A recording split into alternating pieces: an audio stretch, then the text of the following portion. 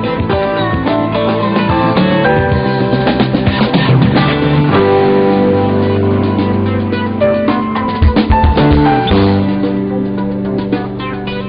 and welcome to this CNBC TV18 special on the Indian telecom sector.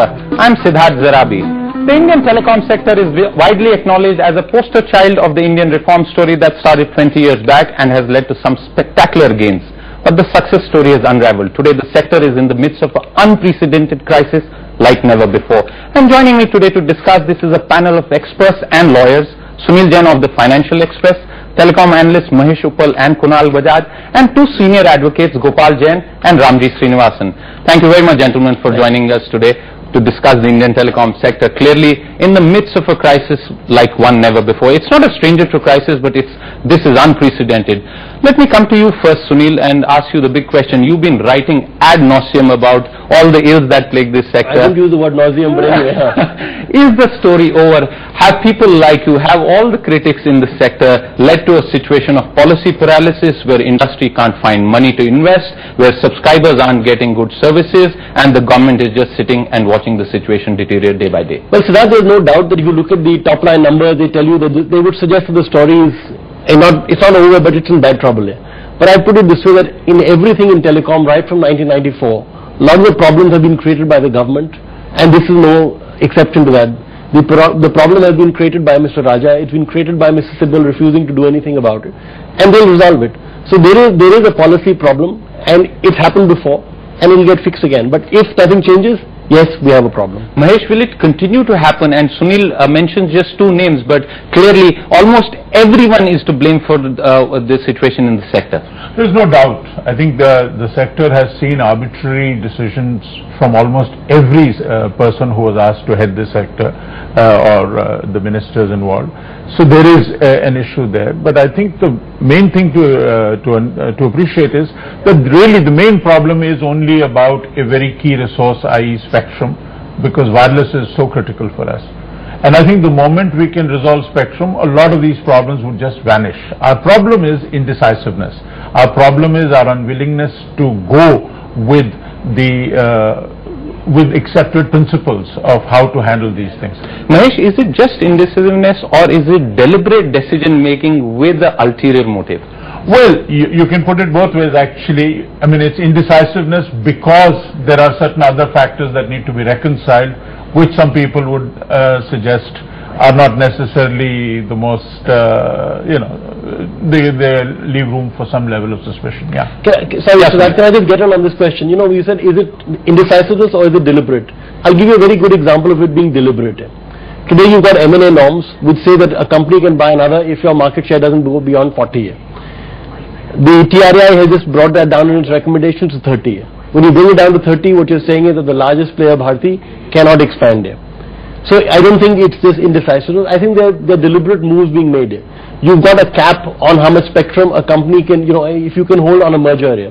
So this means again, the small players can't merge. And, so you have now brought in this element of excess spectrum being allotted over and above what was the contractual. So it is completely, it is not indecisiveness. I think it's deliberately, creating a hurdle which at some point will then get fixed if various things happen. If let's say some telecom player comes and meets 5 ministers or 2 ministers or 1 minister, things will get resolved. It's not, I'm sorry to say this, Mahesh, it's not something that just happened. It's not the natural Indian indecisiveness. It is being decisive in the wrong way. Let me come to Kunal. Kunal, you tracked the 3G auction very closely, and everybody said that in all the blight that we have seen across this sector, that was one shining example.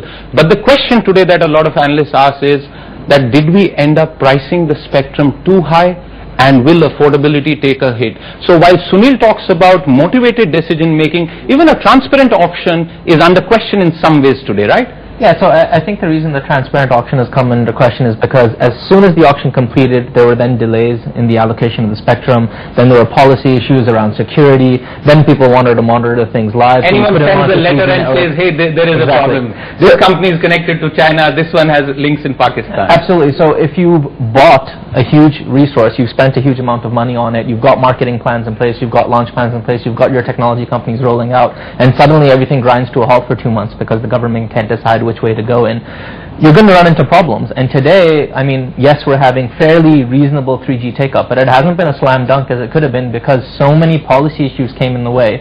So you had some people do half launches, quarter launches. And so what you're saying, Sunil, is that it is, Kunal, it's not the pricing. It's the other things that seem to have put a question mark.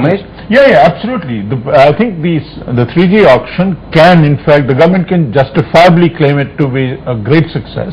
I don't think it has any major impact on pricing, but I think some of the ad hoc decisions or decisions that were taken later, which have delayed this rollout, are the issues. Yes, absolutely. Let me come to the lawyers on the panel. Ad hoc decision making, motivated decision making, decisions that are taken post events taking place and confusing investors. Both of you have spent many years trying to sort out the mess in courts.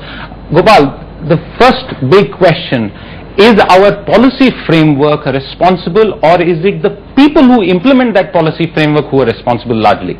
Well, I think both, because it's the people who make the policy, and as Sunil was giving an example, you have minefields put in the policy. So when you frame a policy, you pretty much tailor make it to certain interests that you want to serve, and therefore there's an inherent lacuna, or there is ambiguity and lack of clarity, and that gives scope for interpretation in different directions. Like bowling a googly, you don't know which way it's going to turn. And I think we've seen that right from Sukhram, because we have Raja now, we've forgotten that it really goes back to, the pillows full of cash. those days. And this is exactly the problem, that if you don't have certainty, then it affects investors because it doesn't build confidence. And therefore, when your program is titled Telecom at the Crossroads, fortunately we've not yet brought telecom onto the roads, but unless you have a strong healing touch, and this new policy very clearly, like a due diligence exercise, look, spectrum, auction, there has to be clear answers, M&A, liberal, so that you don't have any ambiguity. People should read it and know what is there in that policy. Ramli, let me come